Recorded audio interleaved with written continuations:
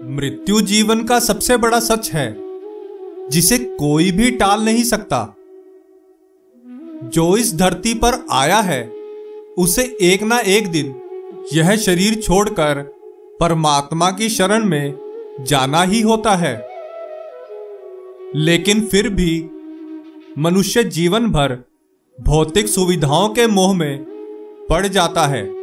जब व्यक्ति अपनी आखिरी सांसें गिन रहा होता है तब कहीं जाकर उसे जीवन की सच्चाई पता चलती है और वह इस संसार की मोहमाया से परे होता है।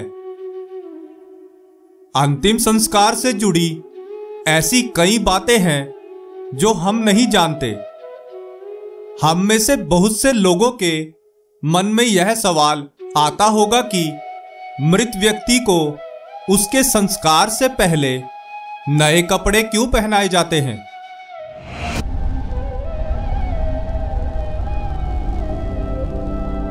प्रणाम मित्रों, ज्ञान और वैराग्य चैनल में आपका बहुत स्वागत है। आज की इस वीडियो में हम आपको बताने वाले हैं कि संस्कार से पहले मृतक को नए कपड़े क्यों पहनाए जाते हैं।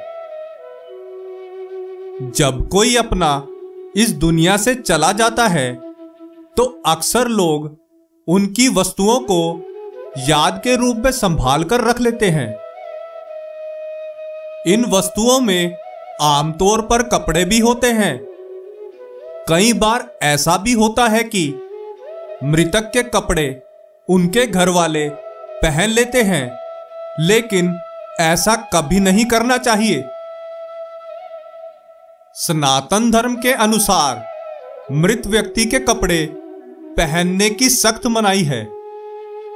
ऐसा माना जाता है कि अगर कोई मृत व्यक्ति के कपड़े पहनता है तो वह अतीत की यादों से बाहर नहीं आ पाता और विशेष रूप से उस व्यक्ति से जुड़ी यादों से बाहर नहीं आ पाता। अगर हम किसी मृत व्यक्ति का सामान उपयोग में लाते हैं तो यह हमें मानसिक रूप से कमजोर बना सकता है, क्योंकि हम उस दुखद क्षण को भूल नहीं पाते और वह व्यक्ति हमें बार बार याद आता रहता है। इसलिए कहा जाता है कि आपको मृतक की कोई भी वस्तु या कपड़े आदि इस्तेमाल में नहीं लाने चाहिए।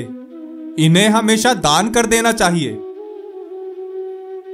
संस्कार से पहले मृतक को नहलाना एक प्रकार से उसकी आंतरिक व बाहरी शुद्धि के लिए किया जाता है। हिंदू धर्म के 18 पुराणों में से एक पुराण गरुड़ पुराण के अनुसार मृतक व्यक्ति को पहले गंगा जल से स्नान करवाना चाहिए, फिर उसके शरीर पर चंदन, तिल के तेल और घी का लेप लगाना चाहिए। गरुड़ पुराण के अनुसार किसी भी शव को बिना वस्त्रों के नहीं जलाना चाहिए। मृतक के शरीर को पूरी तरह नए वस्त्रों से ढक देना चाहिए और इस बात का विशेष रूप से ध्यान रखना चाहिए कि मृतक के वस्त्र नए हों, शुद्ध हों और सफेद रंग के हों। सफेद रंग शांति और पवित्रता का रंग होता है। सनातन धर्म में सफेद रंग को शोक, मृत्यु और मोक्ष का प्रतीक भी माना जाता है।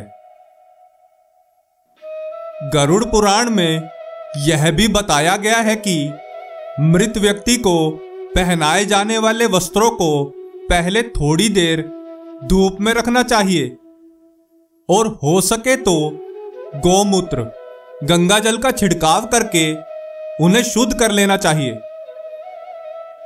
ऐसे करने से कपड़ों के माध्यम से मृत व्यक्ति के शरीर के चारों ओर एक पवित्र कवच बन जाता है, जो शव को बुरी शक्तियों के संपर्क में आने से बचाता है।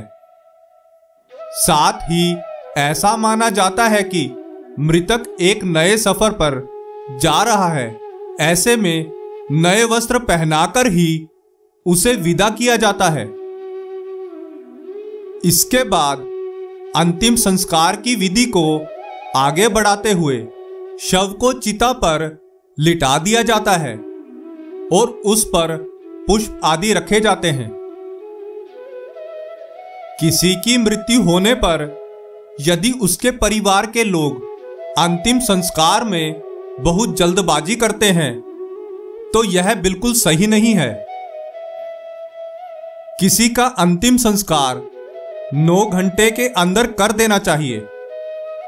ऐसा कहा जाता है कि यदि यमराज ने गलती से किसी के प्राण ले लिए हैं तो वे उन्हें पुनः लौट आने की ताकत भी रखते हैं।